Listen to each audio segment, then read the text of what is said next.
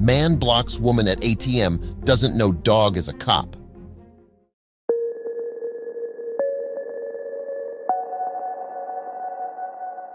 She knew that it was a bad part of town, but it was the only place that she could find a job. It wasn't even a great salary, but it was all she could find. She only had two things that made her feel secure in her apartment: a few locked doors and a reinforced security gate as a last line of defense. But even if all of that faltered, she still had her faithful companion, Bear, the German Shepherd. Bear was an old ex-cop dog from the police force. Through a few connections, she managed to adopt him after his service was finished. He loved his retirement with his new owner, but he would still do anything to protect her if necessary. And tonight was definitely a necessary situation. Sandra was always careful around town, especially at night, but that didn't stop her paranoia and fear. She had to draw some money out of an ATM. The landlord said it couldn't wait until morning. Rent was due. She took her loyal dog, who could see in the darker spots that she couldn't. Then, the first obstacle reared its head from around the corner. There were a few guys sitting on a doorstep. They were rowdy and clear intoxicated.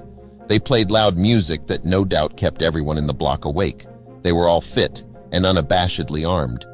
Sandra once again felt a pang of fear rising in her throat. Her body was screaming for her to flee, but then they noticed her. Then they said some disgusting things that would make any father punch their lights out. The catcalling continued while she tried to make her way past them, fearing that they might get up. She thought about a few stories she'd heard in the past, and the chills continued. She decided it best to quicken her pace and leave the rowdy men behind.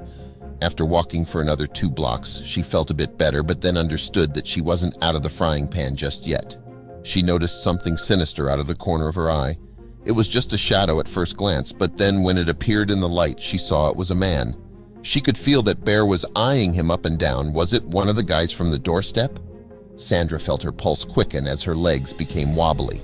She needed to reach the corner gestation where the ATM was located, and she had to do it fast. She reached the keypad before the hooded figure. It seemed the man was walking towards her. She could feel panic start to form a knot in her stomach. She knew there was only one thing to do. The man walked right up to the gas station's door. He was way too close for her to feel safe. She was considering what she would have to do next.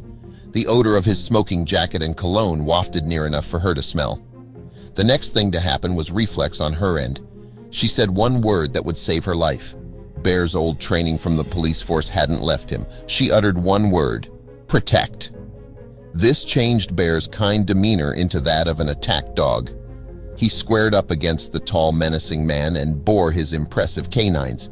The man jumped back in surprise, now the light cast against his face. He was older, much older than the drinking guys. He had the appearance of a weathered biker. He looked between a terrified Sandra and the intimidating police dog that was ready to go for the throat at any moment. He took a few more steps back and raised his hands in submission.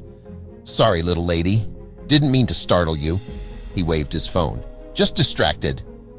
It wasn't enough to let her take Bear off alert, but a fraction of the fear melted away. "You shouldn't follow a girl like that," she snapped. He nodded his head and then said something surprising. He agreed and apologized. He was only there for the same ATM. It was too easy sometimes to forget that not everyone walked around feeling safe. As Sandra quickly punched in her PIN and took out the rent, he commented he would never be able to sleep if his daughters lived in a place like this. He then pulled out a business card. It turned out the guy was a bike repairman. She politely declined his offer to walk her home, but something inside her told her to keep the card and his other offer to call if she ever needed help. You never know. As she made the nerve-wracking walk back to her crummy apartment, she looked down at Bear. He was back on calm alert, a brown and black scruffy companion that would do anything to keep her safe. She gave him a scratch behind the ears and one of his favorite treats from her pocket, and he gave her a loving lick in return. She was lucky beyond words to have him.